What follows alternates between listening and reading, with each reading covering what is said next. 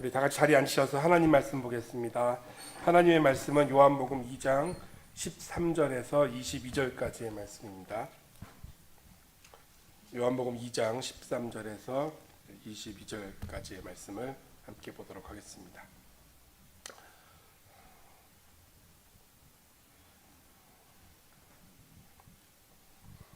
저와 여러분이 한 절씩 교독하도록 하겠습니다. 유대인의 유월절이 가까운지라 예수께서 예루살렘으로 올라가셨더니 성전 안에서 소와 양과 비둘기 파는 사람들과 돈 바꾸는 사람들이 앉아 있는 것을 보시고 노끈으로 채찍을 만드사 양이나 소를 다 성전에서 내쫓으시고 돈 바꾸는 사람들의 돈을 쏟으시며 상을 엎으시고 비둘기 파는 사람들에게 이르시되 이것이 여기서 가져가라. 내 아버지의 집으로 장사하는 집을 만들지 말라 하시니 제자들이 성경 말씀에 주의 전을 사모하는 열심히 나를 삼키리라 한 것을 기억하더라. 이에 유대인들이 대답하여 예수께 말하기를 내가 이런 일을 행하니 무슨 표적을 우리에게 보이겠느냐. 예수께서 대답하여 이르시되 너희가 이 성전을 헐라 내가 사흘 동안에 일으키리라. 유대인들이 이르되 이 성전은 46년 동안 지었거늘 내가 3일 동안에 일으키겠느냐 하더라. 그러나 예수는 성전된 자기 육체를 가리켜 말씀하신 것이라. 죽은 자 가운데서 살아나신 후에야 제자들이 이 말씀하신 것을 기억하고 성경과 예수께서 하신 말씀을 믿었더라. 아멘. 우리 함께 기도하겠습니다. 살아계신 하나님, 이 예배의 주인이신 주님을 높여드립니다. 우리의 찬양을 받아주시고 우리의 기도와 또 우리의 예물을 받아 주옵소서. 또 이 시간 간구하는 것은 주의 성령께서 이 시간 우리 가운데 함께하여 주셔서 주의 진리의 말씀을 깨달을 수 있도록 우리의 눈을 열어주시고 우리의 길을 열어주시기를 소원합니다. 부족한 자가 말씀을 들고 섰사오니 인간의 약함은 십자가 뒤에 가려주시고 오직 주의 진리의 말씀만을 선포하는 도구로 사용하여 주시기를 간구합니다. 다시 한번 이 예배의 주인이신 주님의 이름을 높여드리며 우리 주 예수 그리스도의 이름으로 기도드립니다. 아멘. 저희가 저와 함께 지금 요한복음 말씀을 6번째 보고 있습니다. 속도가 느려서 어디까지 볼 수 있을지 모르겠지만은 그래도 우리가 계속해서 요한복음을 읽어 나가려고 합니다. 본문 말씀을 읽으면서 저는 좀 이상하다는 생각이 들었습니다. 여러분들은 어떻게 읽으셨는지 모르겠지만은 정통 유대인들을 생각해 보면요, 그들에게 가장 중요한 몇 가지가 있는데 율법이 가장 중요하죠. 그리고 또 하나가 제사입니다. 예배. 제사가 너무너무 소중하게 생각하는 사람들이거든요. 그런데도 다른 데도 아니고 이 성전 안에서 뻐젓이 소와 양과 비둘기를 팔고 환전소가 영업을 했습니다. 좀 질문이 생기지 않습니까? 성전을 시장으로 만들어 버린 것이죠. 유월절은 유대인의 3대 절기 중에 하나입니다. 아주 큰 축제입니다. 사실은 그래서 그 축제 기간 동안에, 그 절기 기간 동안에 각지에서 몰려온 사람들로 인해서 성전 안은 인산인해를 이루었고요. 가축들의 울음소리도 가득하긴 했었습니다. 수천 수만 마리의 가축을 죽여서 제사 제물을 사용했습니다. 그러다 보니까 동물의 그 울음소리가 가득했을 뿐만 아니라 피비린내가 나고 우리가 알고 있는 그 세마포라는 제사장들의 옷 있지 않습니까? 이 축제 기간 동안에 그들의 옷은요 완전히 피범벅이 될 수밖에 없었죠. 그것이 원래 제사의 모습입니다. 그런데 그 가축들은 원래 백성들이 집에서 제사에 사용하려고 가져온 것이 정상입니다. 그런데 이 본문에 등장하는 가축들은 백성들이 집에서 가져온 것이 아니라 이 제사를 위해서 성전에서 팔게 해준 거거든요. 그것을 알려면 성경을 좀 알아야 되는데요. 그 집에서 원래 가져오는 것이 정상인데 여행이 길지 않습니까? 가져오다 보면은 동물이 흠집이 나면 안 돼요. 제사에 사용하는 동물은. 그런데 여행이 멀다 보면 동물이 흠집이 나고 그래서 불합격 판정이 나서 제사에 사용할 수 없는 제물이 되고 말아요. 그러니까 신명기 말씀에서 그들에게 약간의 편의를 봐주는 말씀이 있습니다. 그래서 성전에서 그 소와 양과 염소를 팔도록 해서 그들이 돈을 갖고 와서 제물을 사서 제물을 드리게끔 이렇게 약간의 편의를 봐주게 했던 것이죠. 여기 14절에 나오는 성전 안에서라고 말하는 말씀은 지성소와 성소가 있었던 그 성전 안뜰은 아닙니다. 이방인의 뜰이라고 불리는 성전 바깥쪽 뜰을 말하는 것이기는 합니다. 그래도 그 예루살렘 성전 그 도시 안에서가 아니라 성전 바깥에 있는 도시가 아니라 이 성전이 있는 그 성전 안쪽에서 장사판이 벌어졌다는 것은 사실 좀 납득이 안 가는 말씀이긴 합니다. 오히려 채찍을 들고 그들을 내쫓으시는 예수님의 행동이 사실 정상이라고 보이죠. 그게 맞는 행동인 것 같습니다. 왜 이런 일이 일어났는지를 알려면 역사적 배경을 조금 알 필요가 있습니다. 예수님 시대에 이스라엘은 어느 나라의 통치를 받고 있었죠? 로마지요. 그죠? 로마의 속국이었습니다. 유대인들은 종교적인 자치권을 허락받은 나라입니다. 그 속국 중에서. 그래서 이 대제사장이나 율법사나 서기관들이요, 종교적인 권리를 행사할 뿐만 아니라 정치적인 영향력을 갖고 있기도 했지만은 여전히 로마 황제와 로마 황제가 보낸 그 분봉왕에 의해서 통치를 받고 있던 나라입니다. 하나님도 아니고 거룩하게 기름 부음 받아서 세운 이스라엘 왕도 아닌 다른 통치자가 있고 그 황제에게 머리를 숙이는 것은 유대인들에게 참으로 수치스러운 일로 여겨졌습니다. 제가 그래서 그거를 싫어했던 사람들이 SNF파가 돼서 광야로 나가기도 하고 또 열심당이 젤롯당이 돼서 열심히 독립운동을 벌이기도 했다고 그랬죠. 그런 일들이 벌어지고 있었던 세대이기 때문에 이 종교인들도 그것이 마음이 편치가 않았던 것이죠. 그래서 그들이 사용하는 화폐에 로마의 통치자 케이사르라고 하는 그 황제의 얼굴이 그려져 있는 것을 성전 세금으로 내거나 그 화폐를 사용해서 제사 제물을 사는 것을 완전히 금지시켜 버린 것이에요. 그 대신 그들이 사용할 수 있었던 동전은 두로라는 섬에서 온 동전입니다. 두로는 이스라엘과 같은 로마의 속국 중 하나로인데 그들의 동전은 성전에서 사용할 수 있게 해줬던 것이죠. 그래서 로마의 화폐를 사용하던 사람들이 그걸 성전에 가져와서 두로의 그 동전으로 바꿔서 성전세를 냈던 것입니다. 그래서 그 돈으로 또 재물을 구입할 수가 있었으니까요. 성전에 환전소가 있었고 그런 일로 인해서 소와 양과 염소의 울음소리가 성전에 가득했던 것이죠. 이것이 예수님 눈에 좋아 보이지 않았습니다. 15절 말씀을 보면은 예수님께서 경노하시죠. 노끈으로 채찍을 만드사 양이나 소를 다 성전에서 내쫓으시고 돈 바꾸는 사람들의 돈을 쏟으시고 상을 엎으시고 라고 말하고 있습니다. 다 뒤집어 엎으신 거예요. 우리가 알고 있는 하나님은 익숙한 하나님 어떤 하나님입니까? 은혜의 하나님이죠. 사랑의 하나님입니다. 자비의 하나님인데 그런 하나님과는 거리가 먼 모습을 보이죠. 그런데 우리가 아셔야 됩니다. 성경에는 그 은혜의 하나님, 사랑의 하나님, 자비의 하나님만 있는 것이 아니라 공의의 하나님도 있고 심판의 하나님도 있으시거든요. 왜 그러셨는지 그 이유가 16절, 17절에 나옵니다. 비둘기 파는 사람들에게 이르시되는 앞의 말씀에 이어지는 것이고 그 다음부터 제가 읽어드리면 이렇죠. 내 아버지의 집으로 장사하는 집을 만들지 말라 하시니 제자들이 성경 말씀에서 주의 전을 사모하는 열심히 나를 삼키리라 한 것을 기억하더라. 예수님은 아주 직설적으로 유대인들의 행동을 욕하고 계시죠. 성전이 시장이냐? 성전을 시장바닥으로 만들라니 너희가 그럴 수 있냐? 너희가 제정신이냐? 이런 말씀하시는 거 아니겠습니까? 누가복음이나 다른 본문들 보면은 그들을 가리켜서 욕을 하세요. 내 집은 기도하는 집이 되리라 하였거늘 너희가 강도의 구렬로 만들었도다. 부드럽게 성경이 말로 표현해서 강도의 구렬이라고 하는 것인데 사실 우리가 일상에서 쓰는 말로 하면 욕한 것이죠. 욕하신 거예요. 채찍을 휘두르시죠. 그리고 욕설을 퍼부으십니다. 여러분 이런 예수님의 모습이 상상이 되십니까? 사실 근데 우리 한국 사람들은 사실 이게 이상하지 않을 수도 있어요.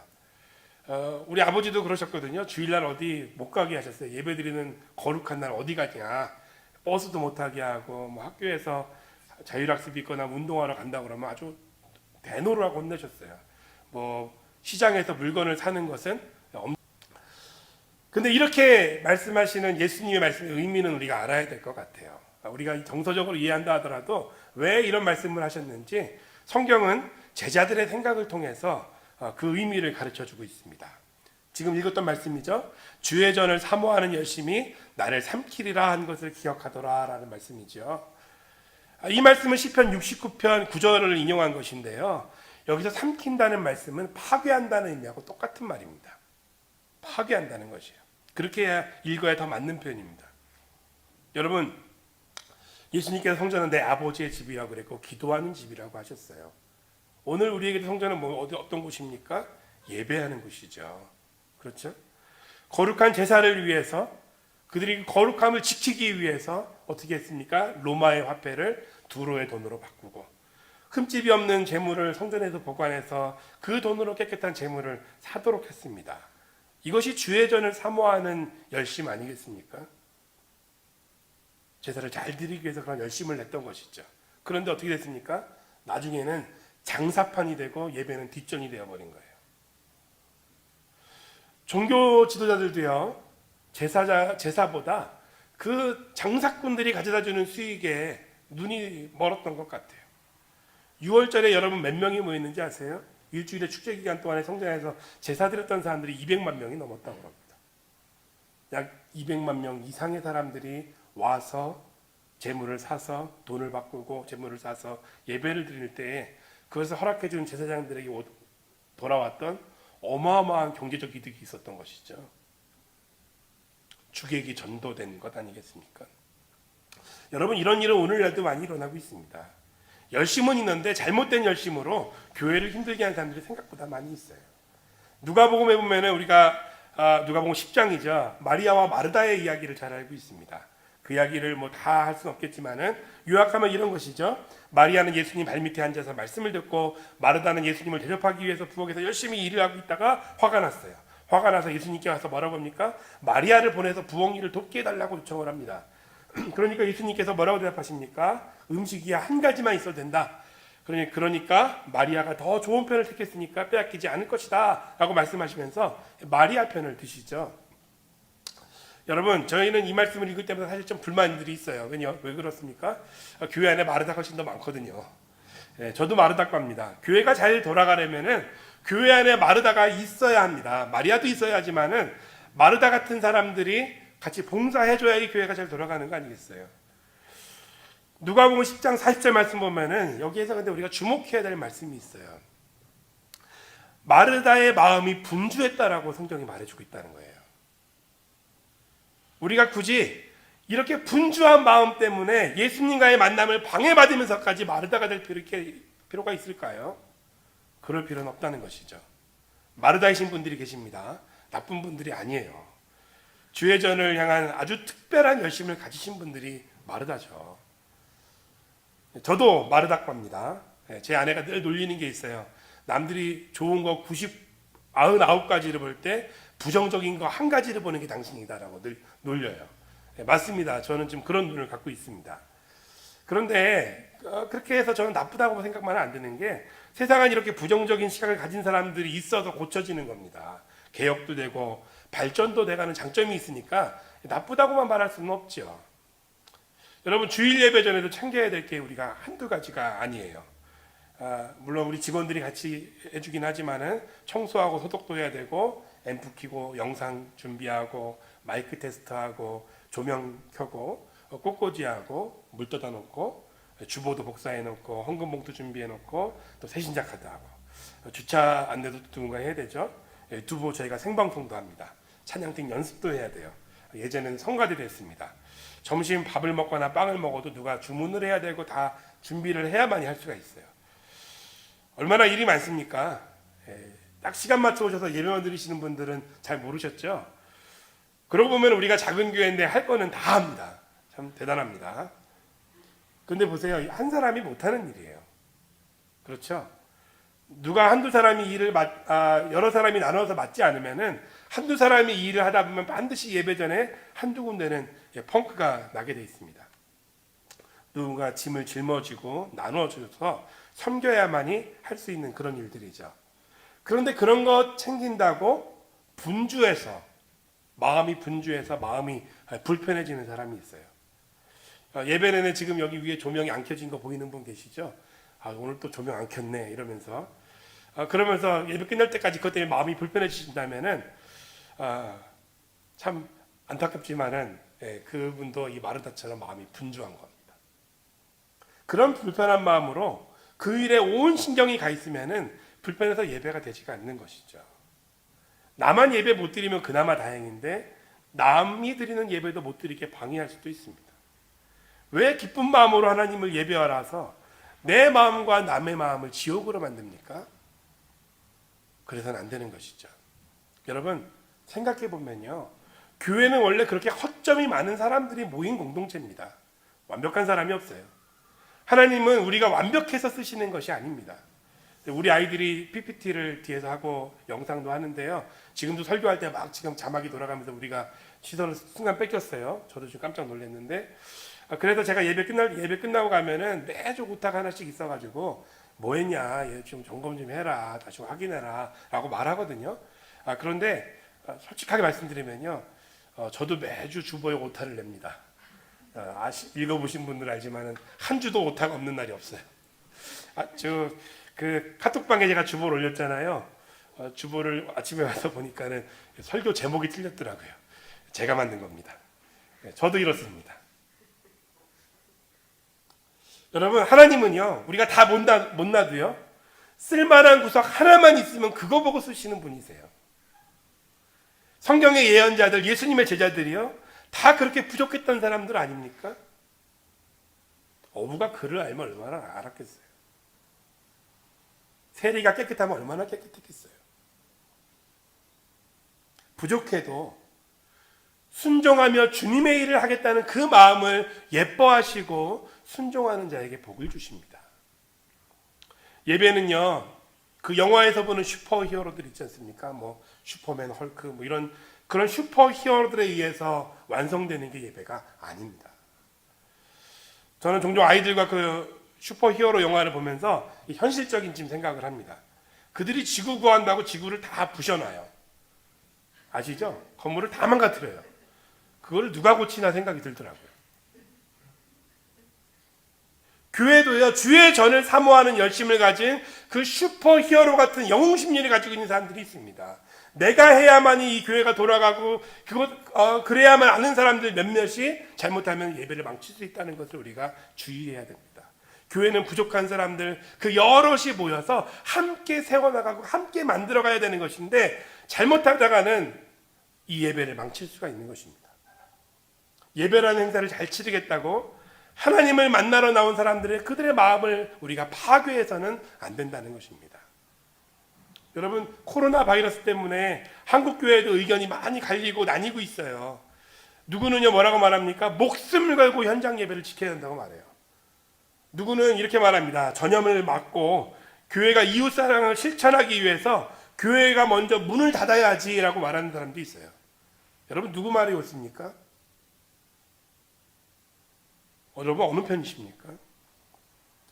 여기에 서로의 정치적인 성향까지 더해집니다. 그래서 어떻게 합니까? 교회끼리 서로 총질해요. 그렇게 내부 총질에서 남는 게 무엇일까요? 저한테 어느 쪽이 맞냐고 물어보면은 이쪽에서 말하면 그 얘기 맞다 할 거예요.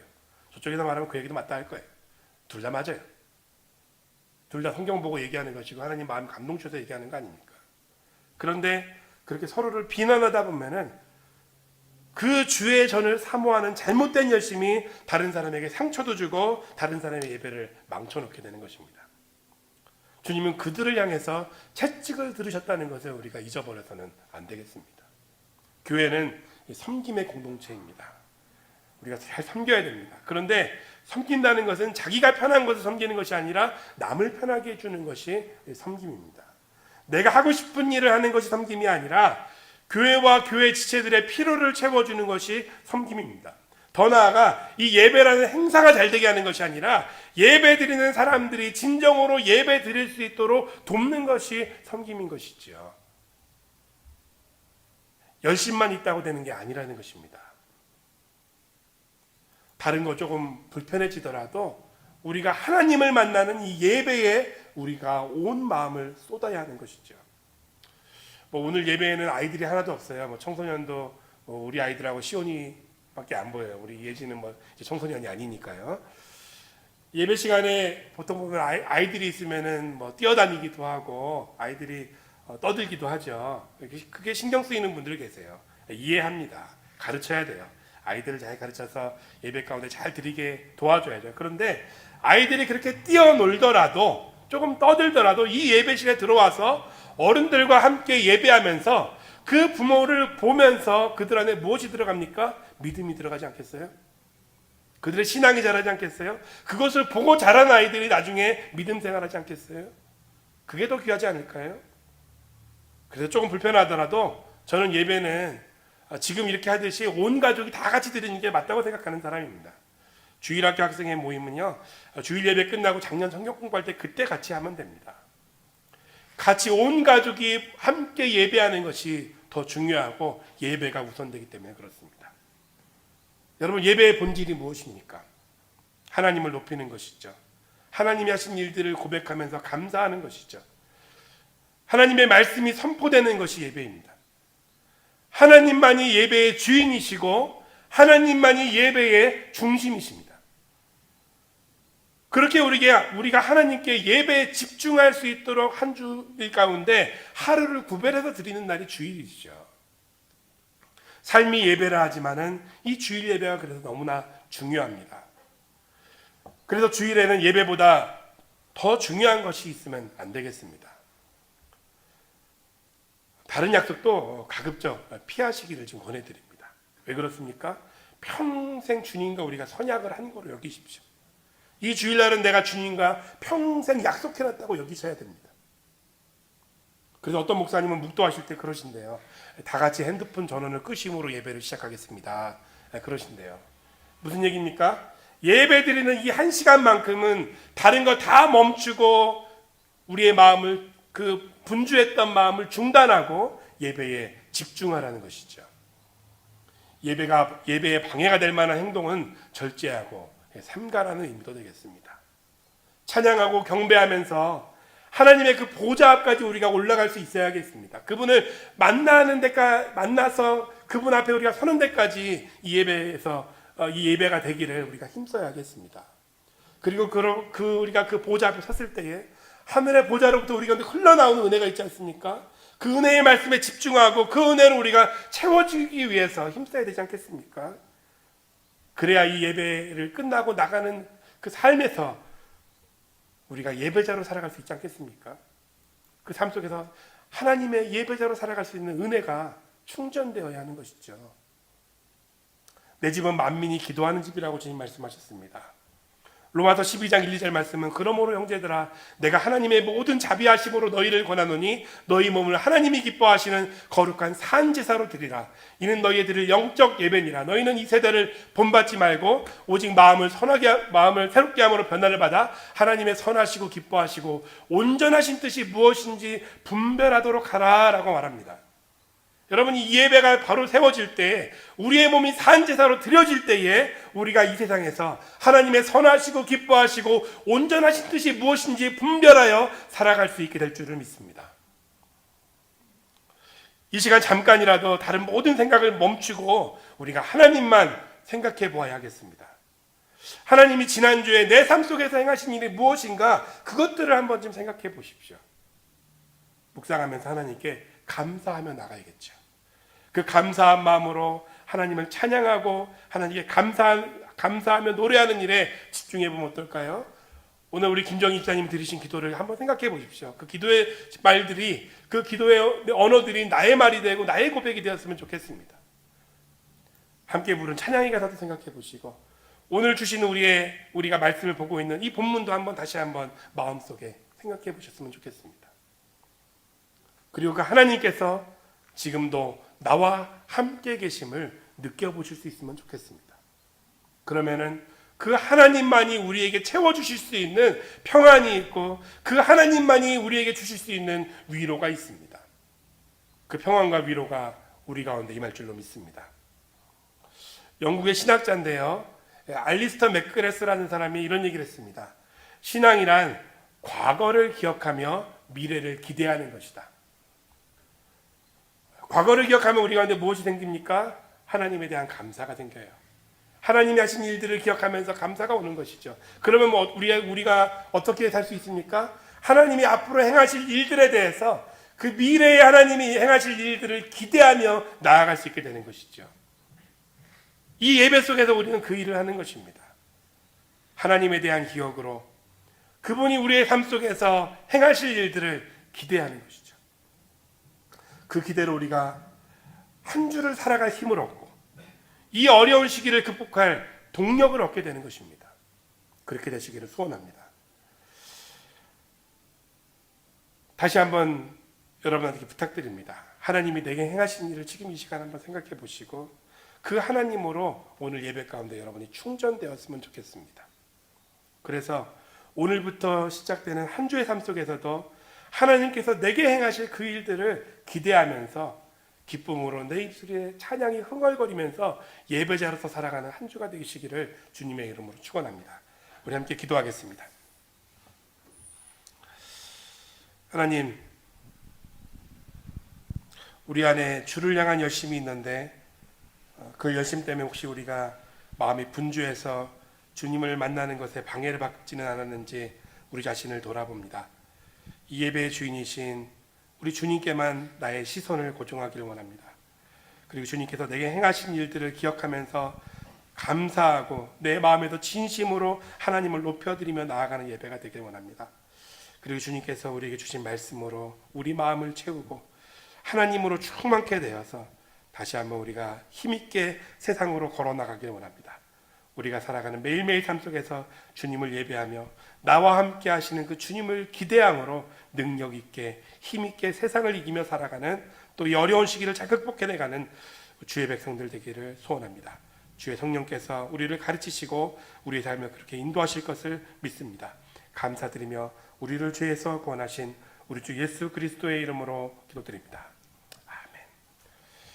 우리 다 같이 자리에서 일어나셔서 우리 행복 찬양, 우리 지난주 이대성 목사님 통해서 배웠던 찬양이죠. 우리 함께 찬양하시겠습니다.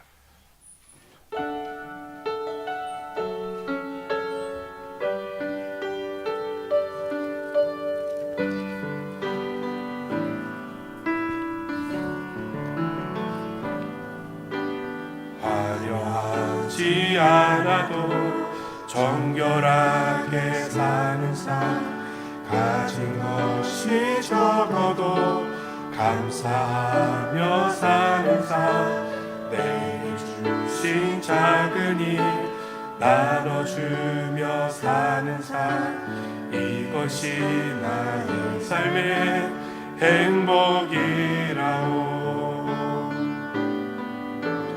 눈물 날 일 많지만 기도할 수 있는 것, 억울한 일 많으나 주를 위해 참는 것, 비록 짧은 작은 삶 주 뜻대로 사는 것, 이것이 나의 삶의 행복이라오. 이것이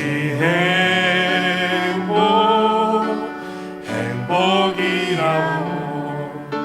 세상은 알 수 없는 하나님 선물, 이것이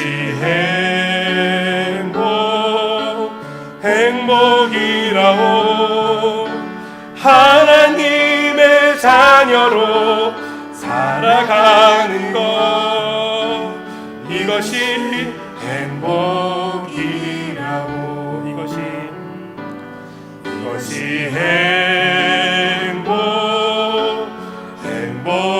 행복이라오. 세상은 알 수 없는 하나님 선물, 이것이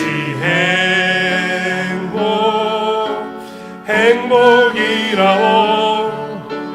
하나님의 자녀로 살아가는 것, 이것이 행복이라오.